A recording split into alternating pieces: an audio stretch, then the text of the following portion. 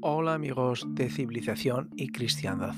Traemos a este canal de Civilización y Cristiandad hoy un nuevo episodio que nos va a aclarar mucho de dónde procede la ideología de género, por qué la tenemos entre nosotros y cómo se ha ido introduciendo poco a poco en la sociedad. No es casual, no es fortuito, sino que se lleva trabajando desde organizaciones, estamentos y instituciones desde hace tiempo. Nos lo explican con claridad, paso a paso, con datos, con información. No es un invento. Escuchemos con atención. Probablemente necesitemos papel y lápiz, pero al final lo que tendremos que escribir en el papel es que esto no es fruto del azar. Nos quieren transformar la sociedad para ser un poco más esclavos de nuestras miserias. Les dejamos pues con este capítulo que va a ser muy interesante dentro de Civilización y Cristiandad. Damos gracias a el doctor Bárcenas porque nos ayuda a conocer mucho y más.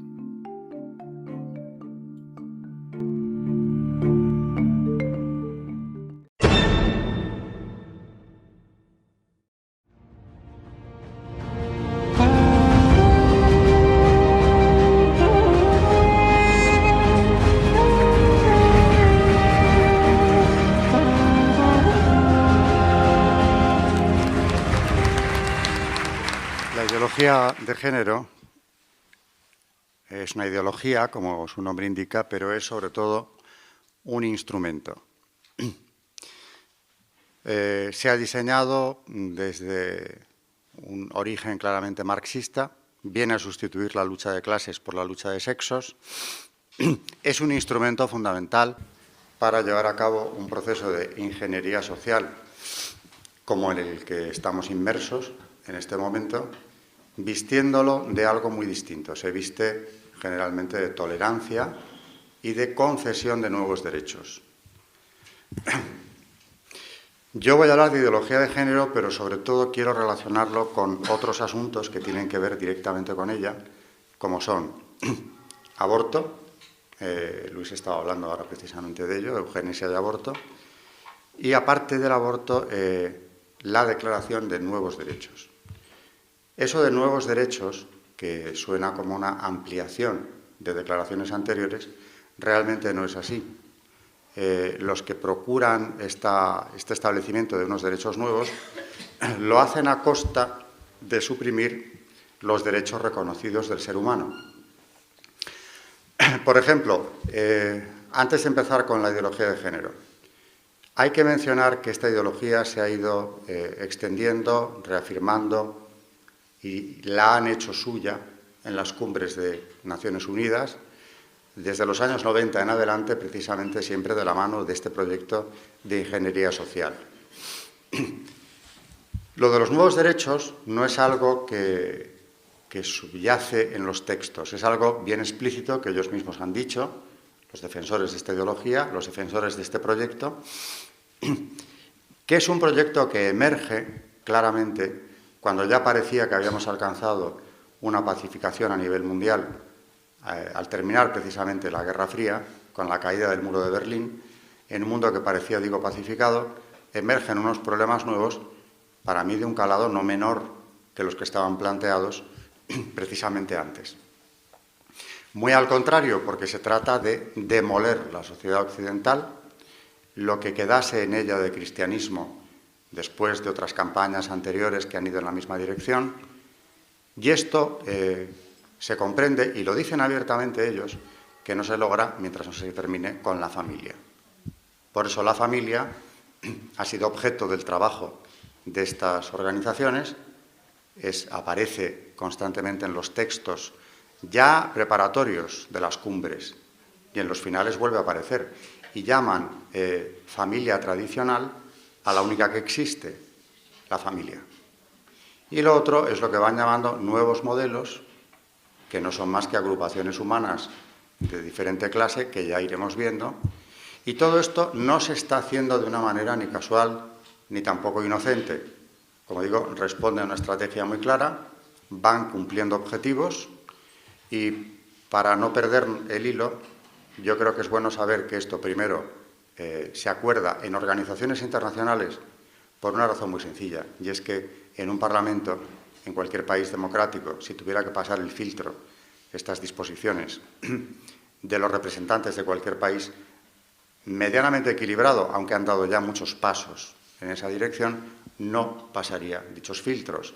Y en cambio en organizaciones internacionales se consigue con una facilidad mucho mayor. Es verdad que lo que se debate en estas cumbres nunca salta a la prensa. No esperemos verlo en titulares, porque no existen titulares que hablen de lo que realmente se proyecta hacer.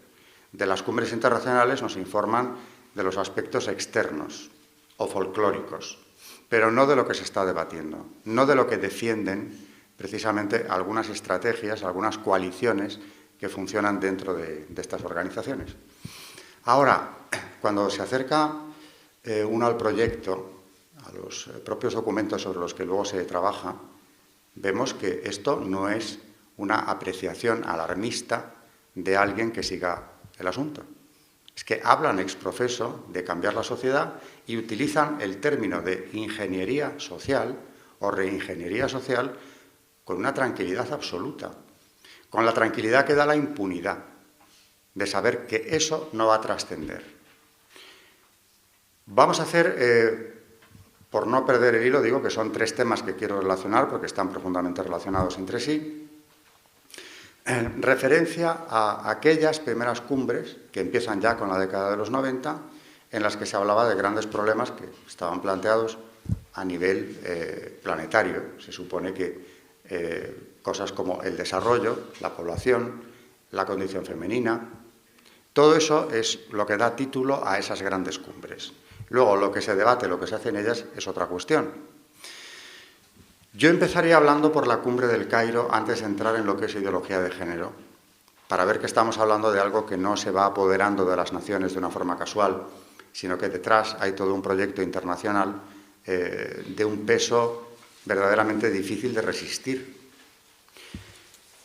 En el Cairo, donde se reunían al amparo de Naciones Unidas, que es quien hacía la convocatoria, las delegaciones de muchísimas naciones, para hablar de población, uno de los problemas que más preocupan a los mundialistas, porque desde una óptica malthusiana está sobrando algo así como están sobrando 2/3 partes de la humanidad, y el objetivo a conseguir es la caída de lo que ellos llaman fertilidad. En el tercer mundo, pero también en el primero, porque aquí está la mentira de la ideología de género.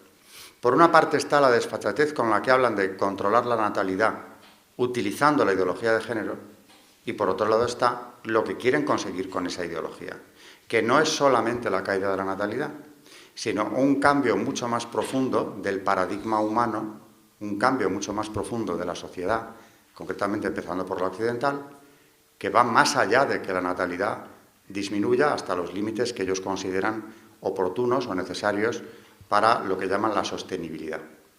Es decir, que todo se podría traducir en principio en términos económicos, y esto sería muy grave, porque claro, manipular a las poblaciones del país que sea o del hemisferio del que se trate solamente con un criterio economicista es verdaderamente deshumanizarlos. Pero siendo grave eso, es mucho más grave lo que está en juego, que es la puesta en marcha de un sistema realmente totalitario, con invasión total de la esfera privada. Esa es una de las notas en las que se reconoce el sistema totalitario. La esfera privada desaparece y en estas cumbres se está hablando precisamente de, imponiendo esta ideología, conseguir influir en el modelo de familia e incluso en el patrón de comportamiento de las personas. Hay un párrafo por aquí que luego leeré, en el que hablan de que debe conseguirse cambiar el modelo de familia deseada. Es decir, quieren cambiar los deseos, quieren cambiar el paradigma, quieren entrar en las mentes. Y además han dicho cómo hay que hacerlo.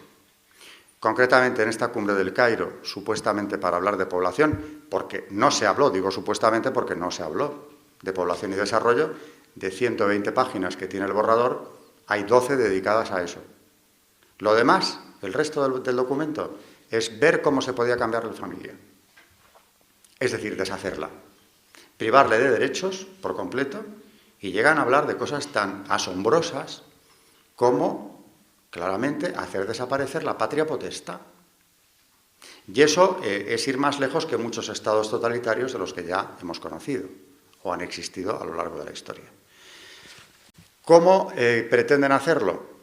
Pues, por ejemplo, en el Cairo hablaban de suprimir de las legislaciones nacionales cualquier referencia a los derechos y deberes de los padres en materia de educación, reproducción y sexualidad de los menores.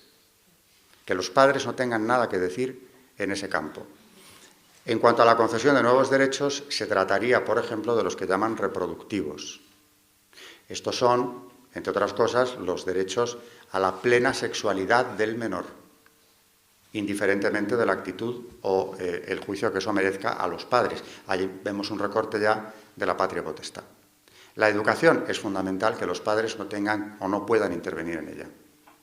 Esto no se había atrevido a manifestar públicamente, no se había atrevido a nadie a hacerlo hasta esa década de los 90, y claro, es tan alarmante, tan preocupante, tan terrible, que se entiende que la prensa no informe, una prensa, claro, por supuesto, dócil a los designios de quienes promueven estas cumbres, que para que esto no se conozca, desinforma.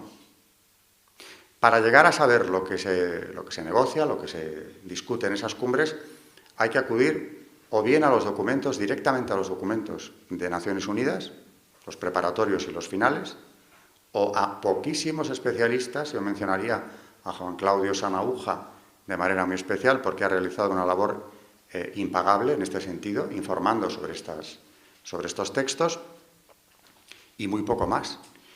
En algunas biografías aparece, me parece muy interesante la biografía que Beagle escribió sobre San Juan Pablo II, donde hay más de un capítulo dedicado a la manera en la que el Papa trató de oponerse a estas políticas ya en la cumbre del Cairo y posteriormente igual en la de Pekín, con la delegación de la Santa Sede, que por una vez consiguió informar de lo que estaba pasando allí.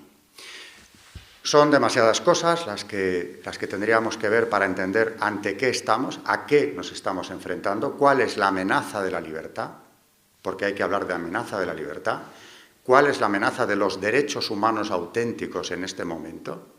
Demasiadas cosas y, como digo, para ir concretando alguna, y yo creo que a lo largo de la exposición quizá quede más claro lo que quiero transmitir, que no es alarmar por alarmar, sino que yo creo que hay que tomar conciencia de qué es lo que está sucediendo, porque mucha gente no puede identificarlo por falta de elementos. Hablando con unas personas hace poco, me decían que captaban que había algo perverso en muchas leyes, que eran injustas por definición, contra la naturaleza humana, captaban la maldad de muchas leyes, de muchas políticas a nivel internacional, pero no sabían darle un sentido, no sabían dónde todo eso se unía para poder identificar cuál es el plan. Por eso digo que quizá con datos consigamos saber un poco más a dónde nos quieren llevar, qué pasos han dado para ello y en qué punto nos encontramos ahora. Ideología de género, yo lo quiero enfocar, lo he dicho a última hora, se me ha ocurrido hoy mismo, con estas otras dos cuestiones. Aborto y lo que se llama la Declaración de los Nuevos Derechos, que es la negación de los derechos humanos. La Iglesia es el escollo, el único escollo que existe actualmente para la imposición de esta ideología a un nivel mundial. Todavía queda, por supuesto, naturalmente, incluso en estas organizaciones, mentes sanas que se oponen y por eso no han conseguido que esto, que es nada más que una declaración de intenciones o unas líneas de actuación que puede establecer Naciones Unidas, no han conseguido que se traduzcan en legislaciones concretas, salvo en algunos casos. Por ejemplo, antes de continuar, lo han conseguido, por ejemplo, en España, digo, con Rodríguez Zapatero, cuando aprobó la ampliación del aborto, haciendo que las menores pudieran abortar sin conocimiento de los padres. Lo que estaba aplicando era una directriz, precisamente, de ideología de género puro, que es el Tratado de los Comités de Naciones Unidas, los Comités de Derechos Humanos de Naciones Unidas, que en Ginebra, en 2001, establecen, no era la primera vez, solo que aquí ya lo firman, un párrafo que dice más o menos, porque lo cito de memoria: hay que eliminar de las legislaciones nacionales toda referencia a los derechos deberes de los padres en materia de educación, reproducción y sexualidad del menor. Lo cual son muy conscientes de que naturalmente alarmaría, alertaría, descubriría una estrategia y por eso, insisto, no sale en prensa. Eso que se firmó en Ginebra es lo que aplicó 3 años después Rodríguez Zapatero cuando amplía su ley del aborto y todo el mundo piensa que era como una locura, un hecho aislado de un gobernante occidental, pero tenía una cobertura internacional ya en aquel momento. No la invocó, por supuesto, no habló de este acuerdo, pero estaba ahí. Caso necesario, existe y tenemos un punto de referencia. Digo que la Iglesia es el único escollo porque aparte de otras personas equilibradas y otras delegaciones que en estas cumbres se han opuesto naturalmente a estas políticas, la voz que se oye, la única voz que se oye hace ya tiempo en contra de la ideología de género, sigue siendo la de la Iglesia. Lo que ha motivado que algún personaje público como Hillary Clinton haya pedido ya públicamente que se silencie la voz de la Iglesia por lo dañina que resulta. Luego hablaré también de esta señora porque tiene mucho que ver con ideología de género, políticas abortistas, etc. Centrando el debate, la ideología de género es un tema del que se han ocupado los últimos papas, por supuesto, cuando se ha ido imponiendo para denunciarlo, como lo que es. Por ejemplo, Benedicto XVI, en el año 2012, en diciembre, cuando se dirige a la curia romana, precisamente una parte sustancial de ese mensaje de diciembre, de aquel año donde hace un balance precisamente del año, es la ideología de género. He extractado algunas de las frases de Benedicto XVI en este documento, en aquel discurso. Partimos de una autoconstrucción que en sí conlleva una rebelión diabólica contra lo que uno es. Porque la frase, el punto de arranque, que siempre se toma como referencia, es la afirmación de Simone de Beauvoir de que no se nace mujer, se llega a serlo. Es decir, te hacen serlo. Es algo cultural, es una construcción cultural que por eso mismo se puede destruir. Igual que se construye, se quita. Y cada uno decide libremente lo que quiera ser. Bueno, lo que se ha aprobado en la Comunidad de Madrid hace muy pocos días, que lo que establece precisamente es eso. Cada uno puede establecer libremente su sexo independientemente por completo de la biología.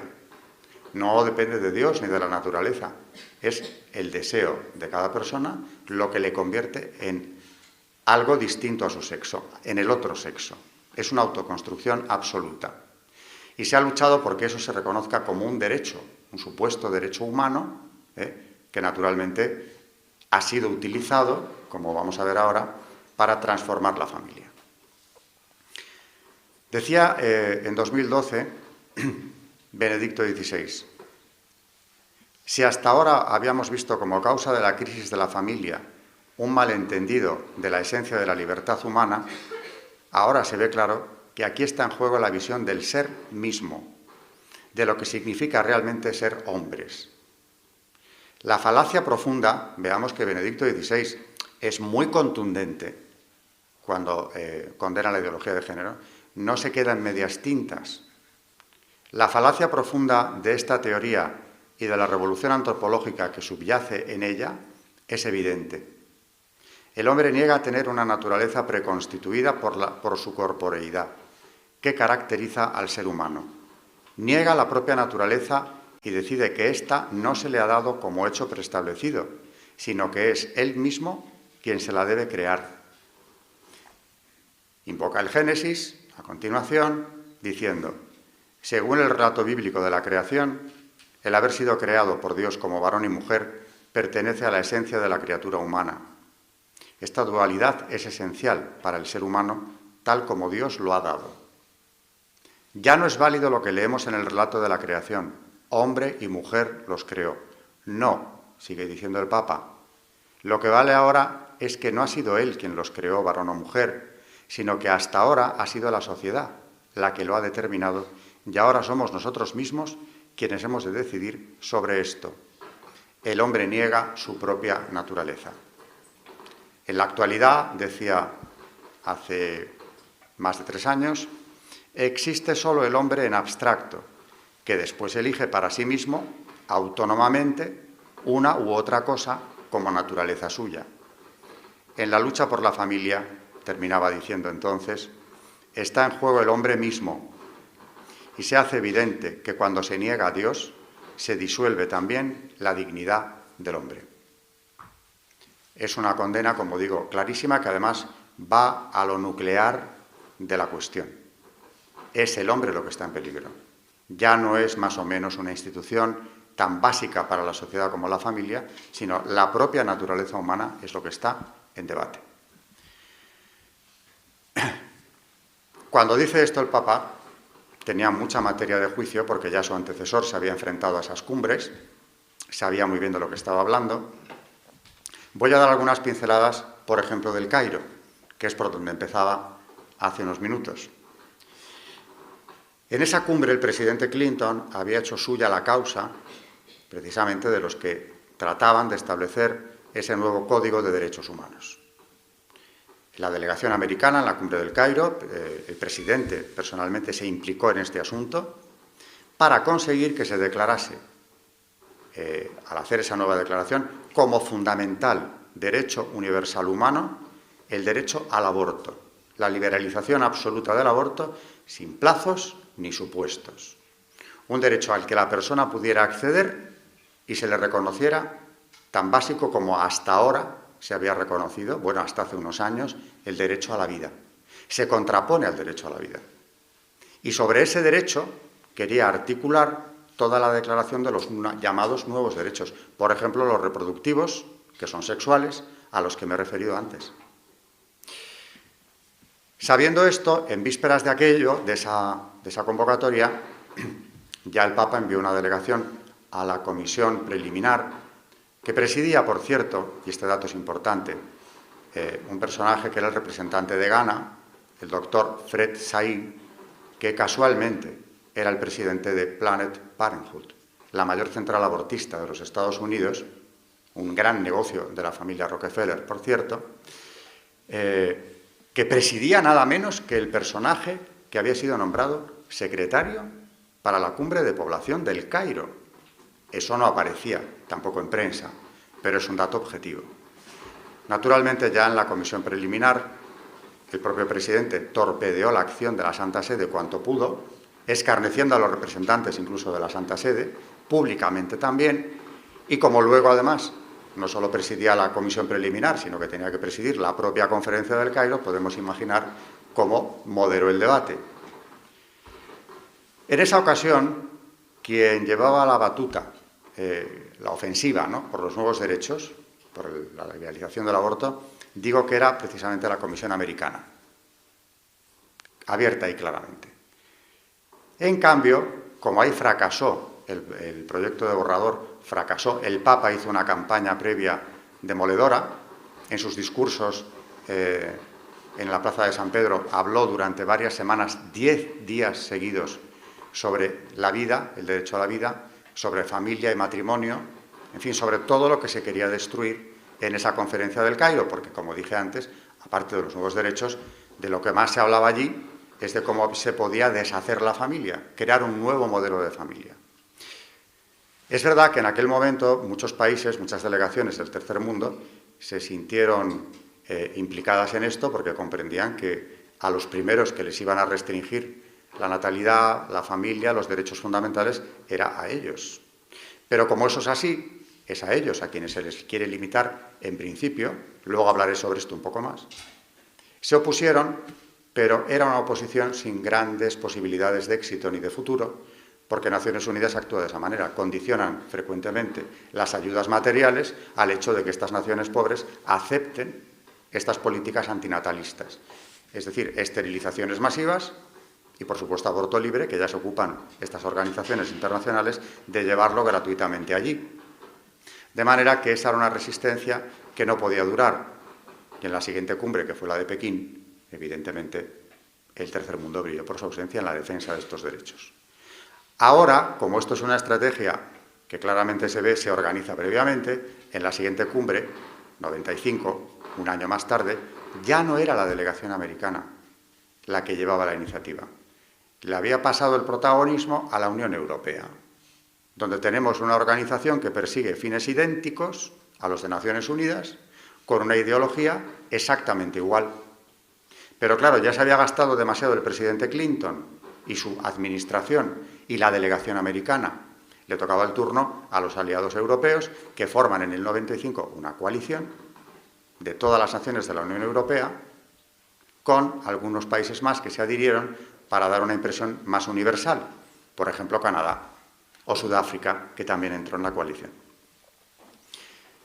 El Papa, que sabía muy bien de qué se trataba y que lo que estaba en juego era sobre todo una cuestión de derechos humanos básicos, puso al frente de la delegación de la Santa Sede a una mujer que era catedrática de la Universidad de Harvard, experta especialmente en Derecho Internacional y Derechos Humanos, Marianne Glendon, precisamente porque ella no se la podía envolver con el tema de los derechos, era una experta y profesora de Harvard, precisamente en esa cuestión.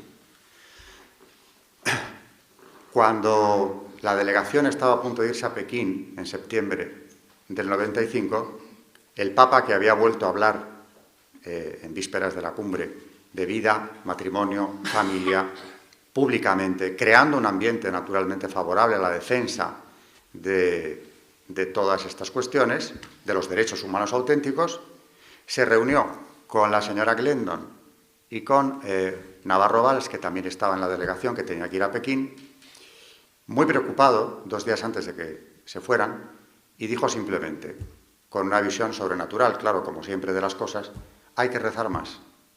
Y únicamente les dio una directriz.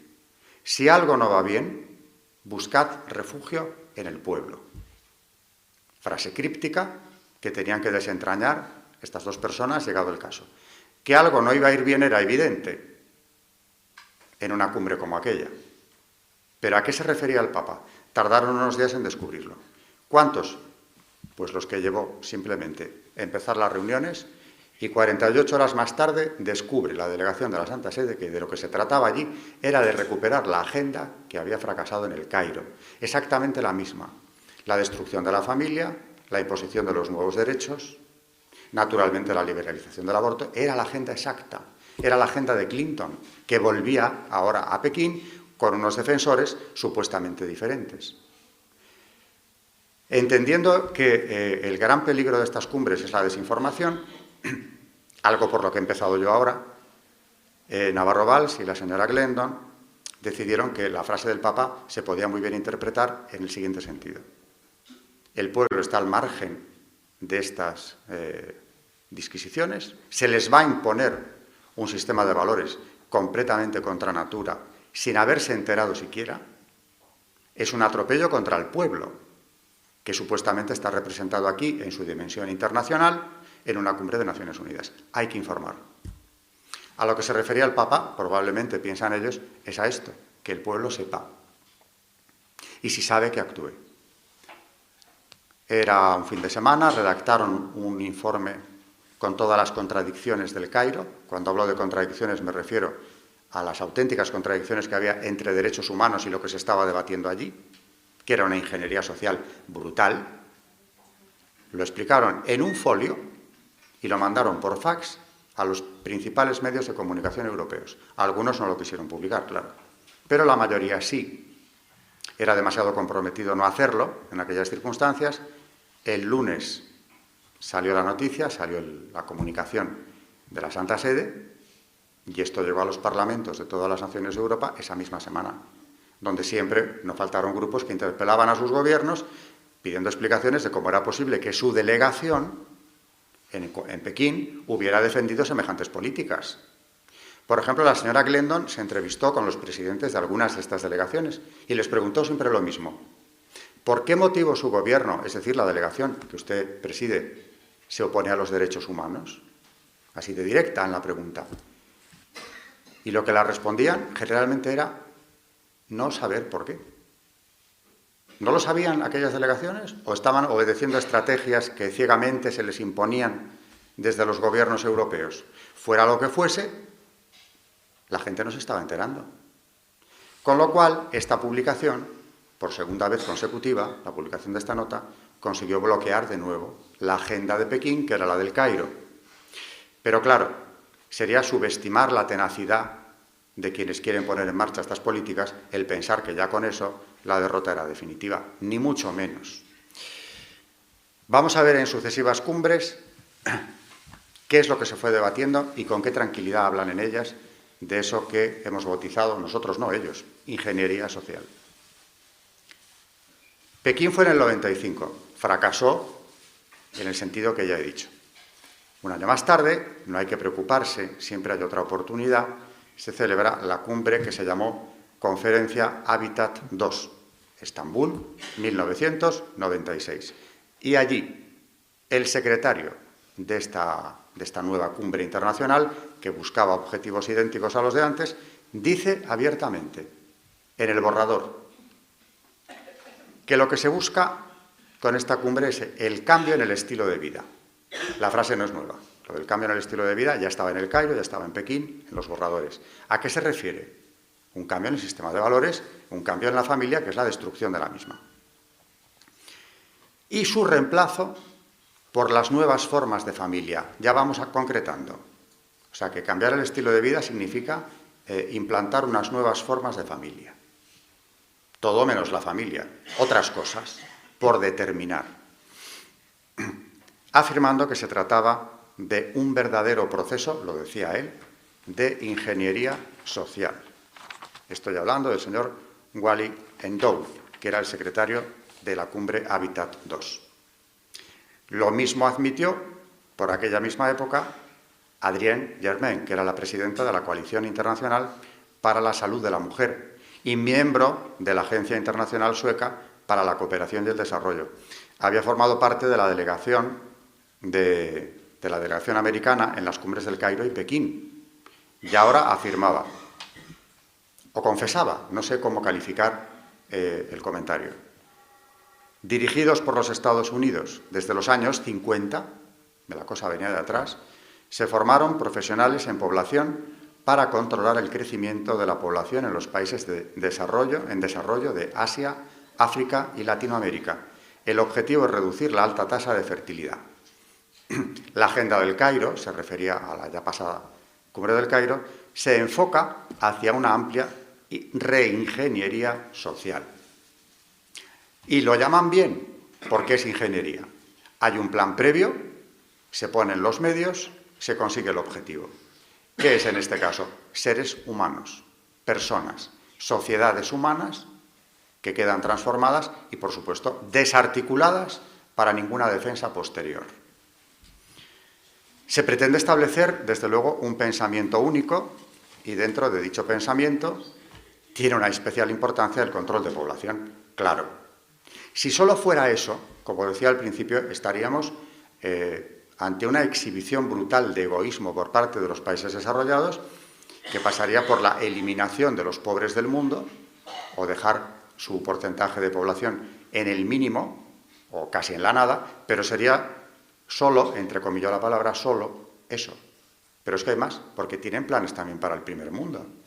No se trata de conseguir que la natalidad se desplome allí.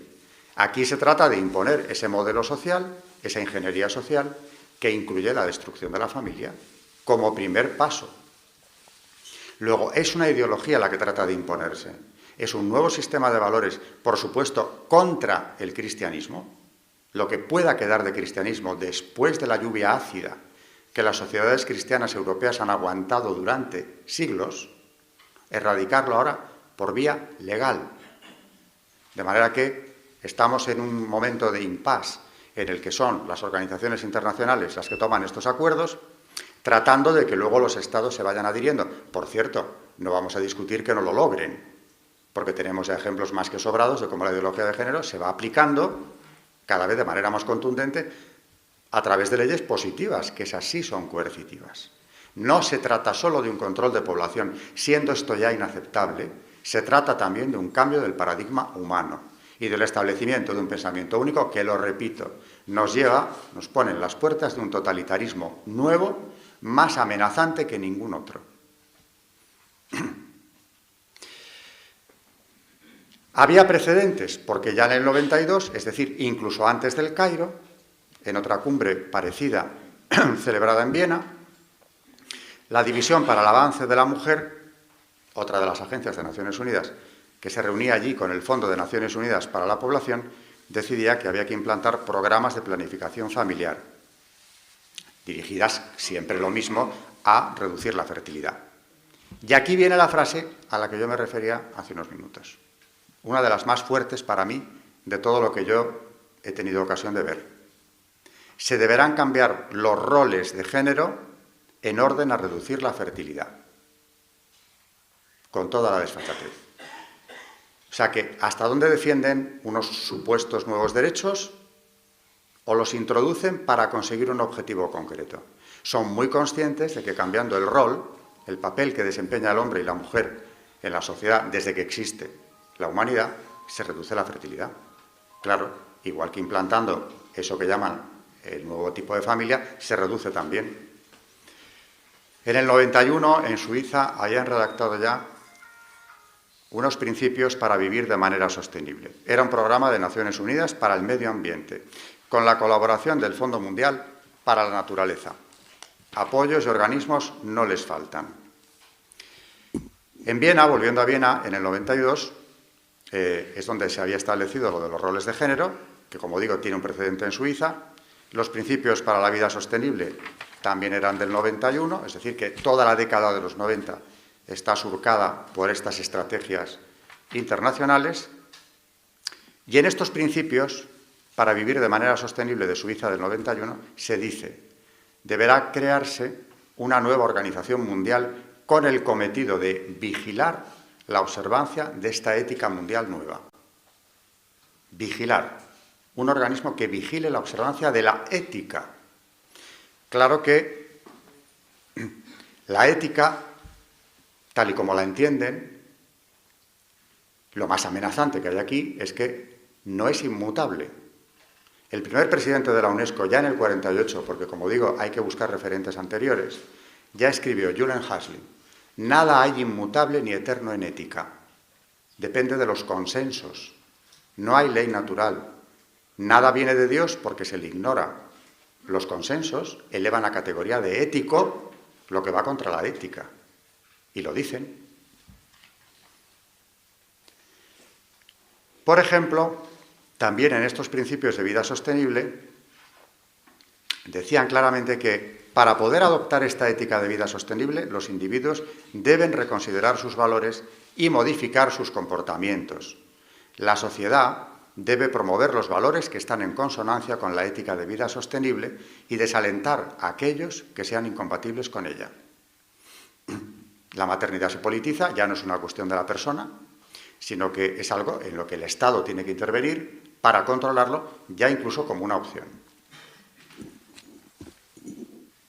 Según la UNESCO, esta nueva ética, como digo, tiene que informar las leyes nacionales de todos los países, diciendo: la decisión de tener una familia grande o pequeña tiene consecuencias en toda la sociedad, nacional e internacional. Es imperativo moral de los Estados fomentar la familia pequeña. Aquí destapan un poco más la estrategia, y también en este documento de la UNESCO se dice: el progreso industrial de los países desarrollados no se extenderá a los del tercer mundo, por lo que tiene de contaminante el proceso de desarrollo. El factor demográfico también actúa, según ellos, como un factor contaminante, y añaden: es intolerable que los pobres, que serán mayoría en el futuro, dañen los ecosistemas del mundo por tratar de desarrollarse a cualquier precio. ¿Cómo se va a publicar en prensa un texto como este? Ya sabemos por qué no se publican. En la cumbre de Río, en el 92, pues precisamente se trató de poner en práctica esto, elaborando un documento ad hoc que fomentara la imposición de esa nueva ética. Se redacta una agenda precisamente para conseguir esto. De ahí nacerá la Carta de la Tierra, que es un documento que establece una religión panteísta realmente incompatible con el cristianismo, cuyo redactor, uno de los principales, Mikhail Gorbachev, en declaraciones a un medio de comunicación, decía por entonces: el instrumento que utilizaremos es la sustitución de los 10 mandamientos, así de claro, por el código moral contenido en esta carta.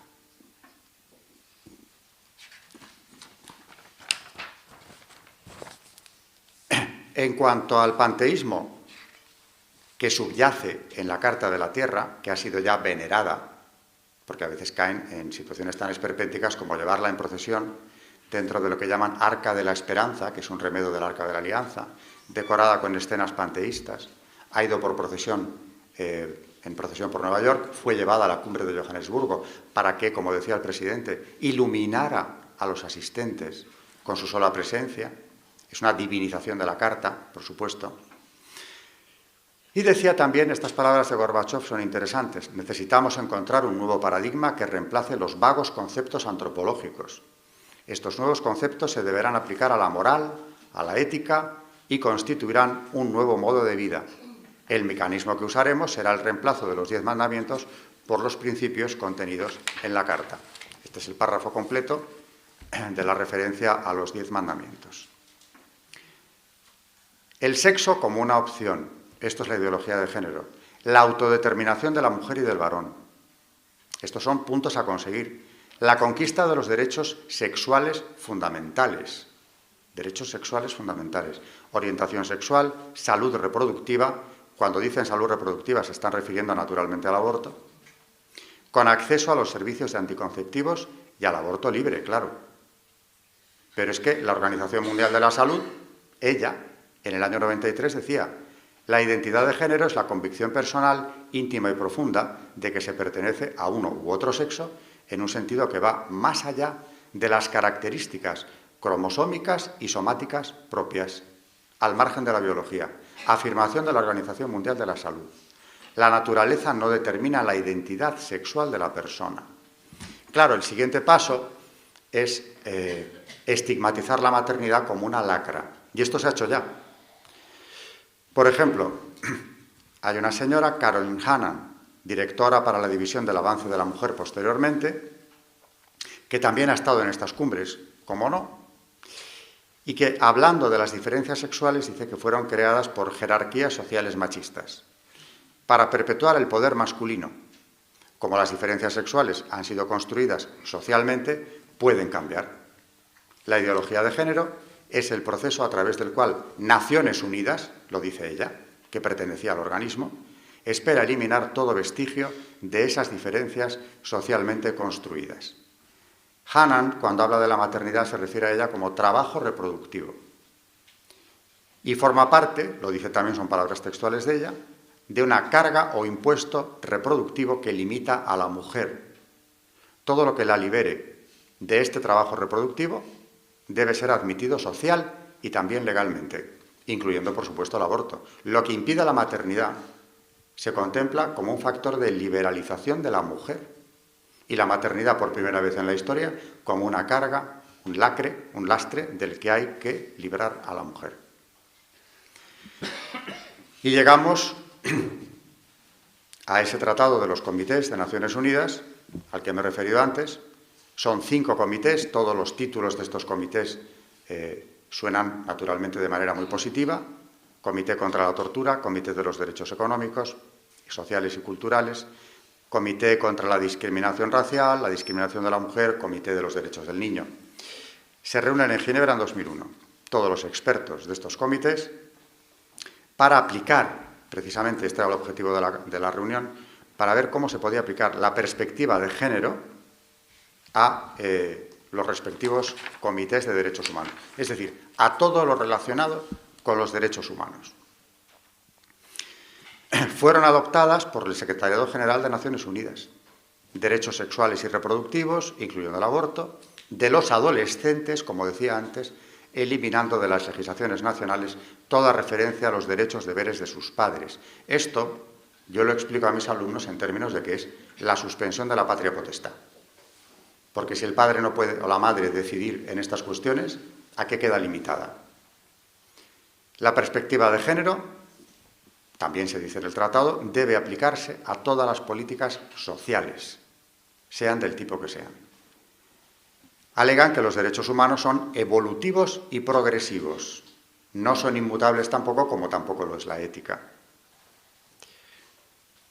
Este Comité de los Derechos Humanos de Naciones Unidas exigió la reforma de las leyes que limitaban el derecho al aborto, entrometiéndose en la legislación de países como, en aquel tiempo, Bolivia, Ecuador, Chile, Costa Rica, Trinidad y Tobago, Argentina, Perú, Venezuela. En definitiva, era una intromisión directa en países que de momento rechazaban la legalización del aborto con imposición desde Naciones Unidas. El Vaticano, naturalmente, ya hemos visto cómo Benedicto XVI en 2012 se posiciona de una forma clarísima.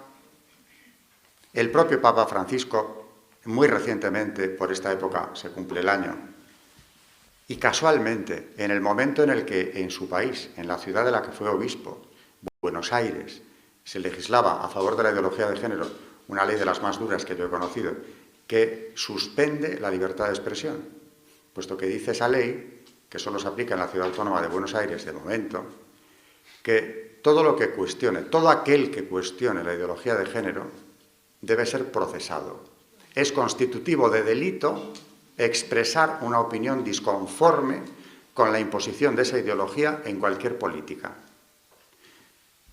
Aprovechando precisamente, porque 48 horas más tarde de esta legalización, en su patria de origen, el Papa dice, en abril, digo, se está cumpliendo el año, el 15 de abril, concretamente, lo siguiente: la diferencia entre el hombre y la mujer no es para competir o dominar, como sostiene la ideología de género, sino para que se dé esa reciprocidad necesaria para la comunión y la generación, a imagen y semejanza de Dios. Y añade, la ideología de género trata de imponerse desde los poderes públicos, la escuela y los medios de comunicación. Y también añade que ha impregnado las ideologías modernas. El ser humano no se comprende sin la relación entre hombre y mujer. Y una opinión personal con la que termina. La ideología de género es la expresión de una frustración, dice claramente, y de una resignación que tiende a cancelar la diferencia sexual, porque no sabe confrontarse con ella. Una frustración que vendría, por tanto, de una incapacidad, no otra cosa. Y apela a los intelectuales en aquella fecha para que no abandonen la exigencia de dar respuesta adecuada a la ideología de género. Que se va aplicando en las legislaciones es un hecho comprobado. He traído la carta, que seguramente conocerán, del obispo de Alcalá, Monseñor Reig, llamar a las cosas por su nombre. El título no puede ser más adecuado, donde, como para quien no lo sepa, es una carta del obispo donde sale al paso de la retirada de reforma de la ley del aborto que el Partido Popular llevaba en el programa, aunque ya de por sí era una ley totalmente inaceptable, y empieza así el documento. El presidente del Gobierno de España y el Partido Popular ha confirmado la retirada de la reforma de la ley del aborto que pretendía limitar, entre comillas el obispo la palabra, cuantitativamente el holocausto silencioso que se está produciendo. Es decir, no era una ley antiabortista. Era abortista, pero limitaba cuantitativamente el holocausto, lo califica así. Pero como hablamos aquí hoy de ideología de género, me voy a 2 párrafos más abajo, donde dice Monseñor Reig: ha llegado el momento de decir con voz sosegada pero clara que el Partido Popular es liberal, informado ideológicamente por el feminismo radical y la ideología de género, e infectado, como el resto de partidos políticos y sindicatos mayoritarios, por el lobby gay, bisexual, transexual. Siervos todos, a su vez, de instituciones públicas y privadas internacionales para la promoción de la llamada gobernanza global, al servicio del imperialismo transnacional neocapitalista que ha presionado fuerte para que España no sea ejemplo. ¿De dónde viene todo esto? Porque aquí Monseñor Reig está hablando de una gobernanza transnacional, de un lobby gay, bisexual, transexual, que se impone, pero que también está al servicio de esas fuerzas transnacionales. Un dato, no es el único, ni con esto se agota la cuestión, pero es un dato que tiene mucho que ver con lo que estoy diciendo. Hace cosa de un año, gracias a mi amigo Borja Díez de Rivera, que estaba por aquí, creo hace unos minutos, y si no estaba su madre, la he visto al entrar, me organizó una comida interesantísima, porque yo estudio el tema de la masonería desde hace años, con un masón arrepentido que publicó un libro con su experiencia, con su trayectoria personal, Serge Abad Gallard, que es un francés, bueno, de origen español, como se ve por los apellidos, pero que publicó por aquella época, creo que es en mayo, se cumplirá un año, ese libro traducido al español, que es ¿Por qué abandoné la masonería? Bueno, en esa primera comida yo le pregunté directamente de entrada qué había de adoración luciferina dentro de la masonería, en qué grados, porque depende de la obediencia, y él dijo, no, en la mía desde el primero. No había sido consciente realmente de lo que era aquello y me contó cómo preguntó al gran maestre, al venerable maestre de su logia, por qué se hacía eso, recién llegado a ella. Y le contestó, no hagas ni caso, es una cosa simbólica y se hace solamente una vez al año. Le dijo, bueno, una vez al año o más, pero se hace, ¿no? Y nada más llegar. Eso está ahí. Y claro, entendiendo esas declaraciones y el testimonio magnífico que dio con ese libro, hay posteriormente unas declaraciones suyas, más o menos de la época en la que yo le conocí. Luego me ha escrito para hablar precisamente de satanismo en la masonería, porque le habían invitado a Polonia a hablar con exorcistas polacos sobre la cuestión, y tuve con él una correspondencia, pero me interesan hoy aquí, hablando de ingeniería social e ideología de género, sus declaraciones de hace un año. En Francia, hay que tener en cuenta que este hombre, antes de continuar, ha sido maestro del grado 14. No era un simple iniciado. Tampoco llegó a los más altos, pero desde luego conocía bien la organización. Estuvo 20 años en ella. En Francia, decía, desde 2012, una mayoría de ministros son masones. Los grandes maestres del Gran Oriente del derecho humano o de la Gran Logia, es decir, de cualquier obediencia, quieren cambiar la sociedad. Y añade, leyes como el aborto, la eutanasia o el matrimonio homosexual corresponden a las ideas masónicas de emancipación del individuo, que no tiene otros referentes que él mismo, sin otro límite moral que el que él se fije. Un gran maestre de la Gran Logia de Francia, Pierre Simon, sigue diciendo, ha confesado que todas estas leyes estaban pensadas y maduradas en las logias, incluso antes de ser debatidas por los diputados. La masonería conspira contra toda forma de pensamiento que no sea el suyo y no siga sus objetivos. La moral procede del pacto social, lo dice él, lo confirma, y no de la ley natural, querida por Dios. Hay que decir que este hombre se convirtió en un viaje a Lourdes. Por lo tanto, la ley natural para él tiene todo el significado. Sus misterios, añade, y esta frase es fuerte, los de la masonería, se pierden a veces en las fronteras del espiritismo y las misas negras, como lo recordaba en 2011 el padre Georges Morin, muerto en 2014, antiguo exorcista de la diócesis de París. Esta referencia que hace el gran maestre Pierre Simon, aquí está hablando de un médico, el gran maestre de la Gran Logia de Francia, que perteneció al equipo asesor de la ministra Simone Veil, que es precisamente quien trajo el aborto a Francia. Este hombre publicó en los 70 un libro que se titula, además, parece un escarnio, La vida ante todo, como si se presentara como un defensor de la misma. Y en ese libro afirma, es todo el concepto de la familia lo que está derrumbándose. La ley Veil, en la que él participó, es una gran victoria de la masonería sobre el pensamiento judeo-cristiano. Y en cuanto a defender la vida, lo que dice el gran maestre es lo siguiente. Amar verdaderamente la vida, respetarla, implica muchas veces el deber y valentía de rechazarla. El nacimiento de un niño que sea anormal, sin remedio posible, pone 2 puntos, dejar morir. No es preservar la vida, dejar morir al niño.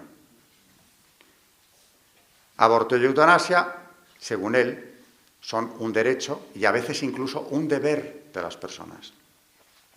El libro fue retirado porque la propia masonería francesa lo hizo, entendiendo que era excesivamente explícito en cuanto a los fines y las maneras de actuar. Es todo el concepto de familia lo que está derrumbándose, decía Pierre Simon hace ya de esto bastantes años. Y en cuanto a la autonomía moral, esto que él apunta aquí de elevar al hombre a verdadera religión dentro de la masonería, José Luis Rodríguez Zapatero, que ha negado pertenecer a ella, lo ha negado explícitamente, aunque ha tenido varios ministros, aparte de sus antecedentes familiares, hizo una declaración personal en cuanto a su religiosidad en la biografía autorizada que escribió sobre él Suso de Toro, titulada Madera de Zapatero, donde dice lo siguiente: en la medida en que he ido evolucionando y madurando, creo que la religión más auténtica es el hombre. Es el ser humano el que merece adoración. Es el vértice claro del mundo, tal como se nos ha mostrado, tal como lo hemos llegado a comprender. Estamos en medio de una batalla espiritual muy clara, que viene de lejos, que no se ha improvisado en 4 días, ni siquiera en los 90 lo que toma es cuerpo, porque esto salta a las cumbres internacionales y nos encontramos con apoyos tan sorprendentes como los de todo un organismo como Naciones Unidas o sus agencias principales, que toma el relevo un año después la Unión Europea, por lo tanto estamos hablando de una realidad idéntica, y que aspira a controlar la religión cuando no suprimirla. Volviendo a Hillary Clinton, he hablado de su marido al principio. Hace un año, también por esta época, en el Lincoln Center en Nueva York, pronunció una conferencia sobre feminismo, de la cual extracto la siguiente frase con la que ya voy a ir acabando. No tiene desperdicio, aconsejo prestar atención a todo lo que dice. Los códigos profundamente enraizados, las creencias religiosas y las fobias estructurales, equiparándolo todo, han de modificarse. Los gobiernos deben emplear sus recursos coercitivos para redefinir los dogmas religiosos. Esto dicho por alguien que supuestamente encarna el modelo de una sociedad extremadamente tolerante, que, como dijo en su día María Teresa Fernández de la Vega, cuando se amplió el aborto, la ley de Zapatero, o no, cuando se legalizó el matrimonio homosexual, no quitamos derechos a nadie, se los damos a quienes no los tenían. Primero, no es verdad, porque eso no es un derecho conforme a la ley natural, pero en todo caso, claro que quitan derechos. Si no es María Teresa Fernández de la Vega, la que además con esa legislación naturalmente está negando los derechos naturales, por otro lado, esta señora, Hillary Clinton, candidata a la presidencia de los Estados Unidos, que ha sido en más de una ocasión, aspiraba a que los gobiernos coercitivamente redefinan los dogmas. Es decir, ¿qué pasa? Vuelve a ocurrir lo mismo. Esto se puede encontrar en alguna publicación especializada. Esto no ha salido, que yo sepa, en prensa, en titulares, porque esto merecería un titular en la prensa occidental. No se ha hablado de esto. Luego, actúan en una impunidad absoluta, vienen vestidos de tolerancia, permisividad, libertad llevada al grado sumo, y realmente están defendiendo algo totalmente contrario. Esto es el principio, bueno, es algo más ya que el principio de un totalitarismo, lo vuelvo a afirmar, no menos peligroso que todos los ya conocidos. Y además, insisto, la libertad de expresión se encuentra amenazada como pocas veces antes, porque todos tenemos la experiencia de que hasta no hace tanto en España se ha podido hablar de casi todo, ¿no? Por no decir que de todo, incluso de lo más sagrado, para demolerlo. ¿O no es verdad?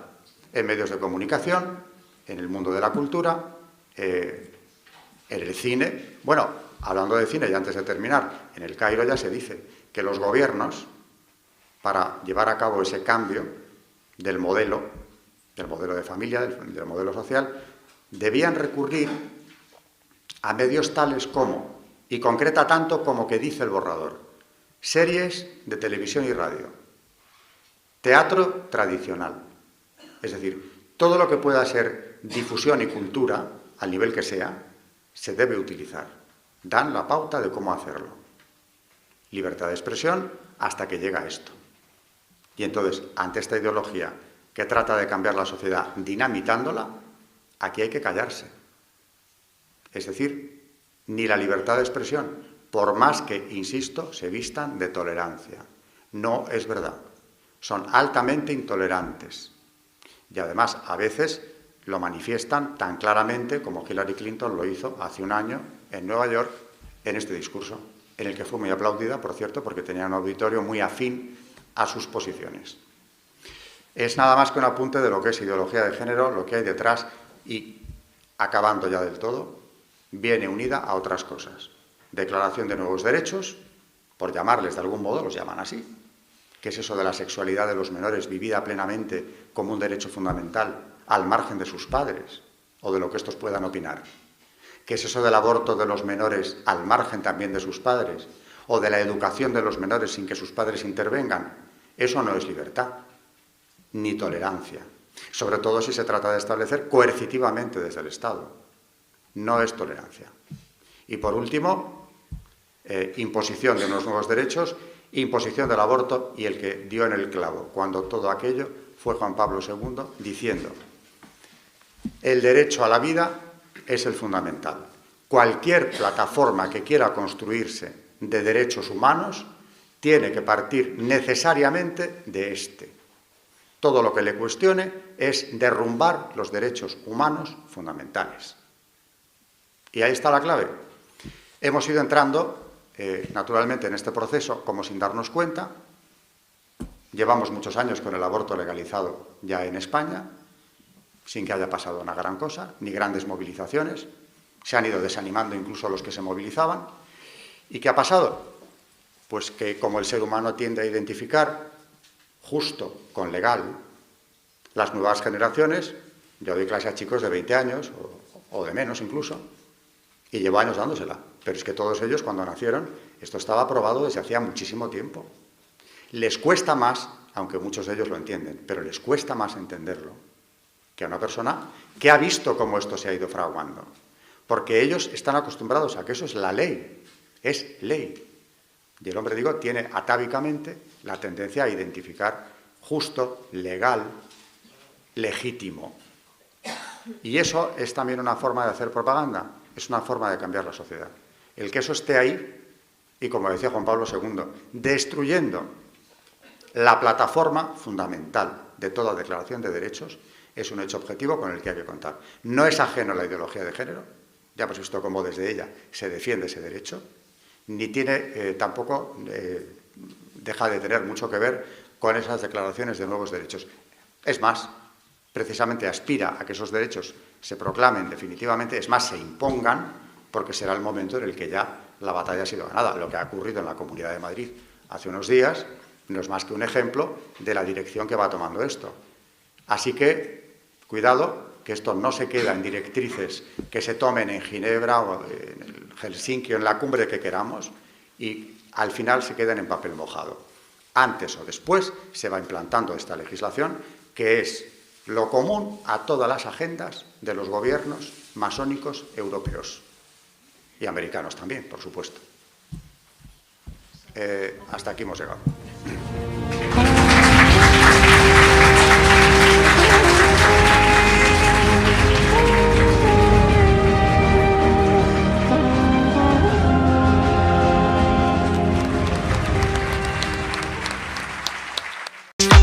Has escuchado una selección de contenidos creados o cedidos por terceros para edición y difusión en nuestro canal Civilización y Cristiandad. Gracias por seguirnos, por estar ahí. Hasta el próximo episodio en On Air Ediciones.